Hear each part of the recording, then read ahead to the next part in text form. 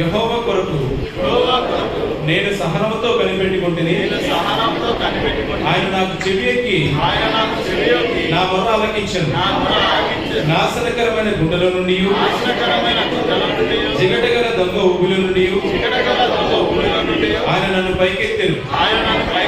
నా పాదములు బండ మీద నిలిపి నా అడుగులు స్థిరపరిచెను.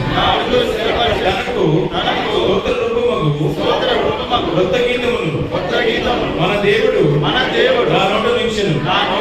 అనేకులు దాన్ని చూచి భయభక్తులు కలిగి యెహోవా యందు నమ్మిక ఉంచెదరు.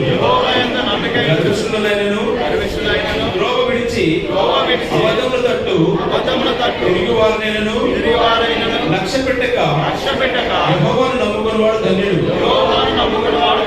యెహోవా నా దేవా, నీవు మా ఎడల జరిగించిన ఆశ్చర్యక్రియలను మా ఎడల నీకున్న తలంపులను బహు విస్తారములు వాటిని వివరించి చెప్పదని అనుకుంటున్నా అవి లెక్కకు మించి ఉన్నవి.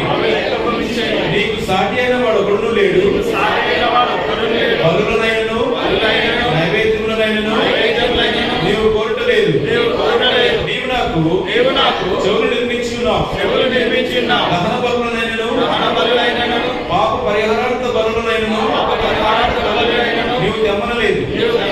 అప్పుడు పుస్తకపు చుట్టలో నన్ను గూర్చి రాయబడిన ప్రకారము నేను వచ్చి ఉన్నాను. నా దేవా, నీ చిత్తం నెరవేర్చుట నాకు సంతోషం. నీ ధర్మశాస్త్రము నా అంతరంగంలో ఉన్నది. నా పెదవులు మూసుకొనక మహాసమాజంలో నీతి సువార్తను నేను ప్రకటించున్నానని నేనంటిని. యెహోవా, అది నీకు తెలిసే ఉన్నది. నీ నీతిని నా హృదయంలో నొచ్చుకొని నేను ఊరకుండలేదు. నీ సత్యమును నీ రక్షణను నేను వెల్లడి చేసి ఉన్నాను. నీ కృపను నీ సత్యమును మహాసమాజమునకు తెలుపక నేను వాటికి అరుగు చేయలేదు.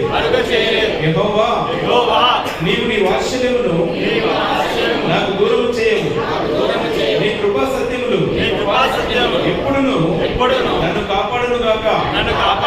లెక్కలేని అపాయములు నన్ను చుట్టుకొని ఉన్నవి.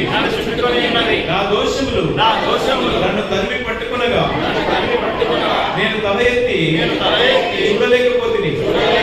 లెక్కకు అవి నా తల